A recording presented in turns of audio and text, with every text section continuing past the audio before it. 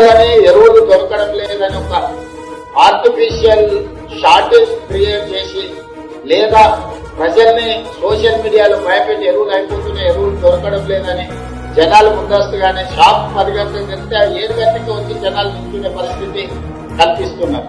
లేకపోతే చెప్పులు పెడుతున్నారు, అవి తీసుకొచ్చి సోషల్ మీడియాలో పెడుతున్నారు. అందుకనే కలెక్టర్లకు ఏం చెప్తున్నా అంటే మీ దగ్గర ఎన్ని షాపులు ఉన్నాయి, వాళ్ళ దగ్గర స్టాక్ ఎంత ఉంది, ఆ రోజు ఎంత స్టాక్ వాళ్ళు ఇవ్వగలుగుతారు. బయట నోటీస్ బోర్డు పెట్టి క్లియర్ గా డిస్ప్లేలో పెట్టండి.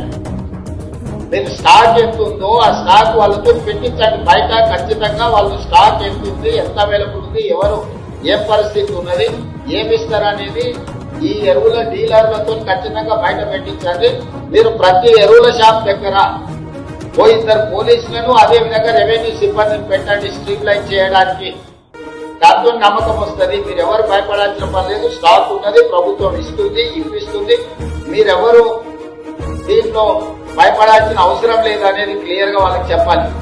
కాబట్టి ఈరోజు మీరు చాలా వరకు ఎరువులు ఉన్నా కూడా పెద్ద పెద్ద లైట్లు కనిపించి షార్టేజ్ ఉందని ఒక కృత్రిమమైన వాతావరణాన్ని సృష్టిస్తూ దాన్ని కలెక్టర్లు అప్రమత్తంగా ఎదుర్కోవాలి.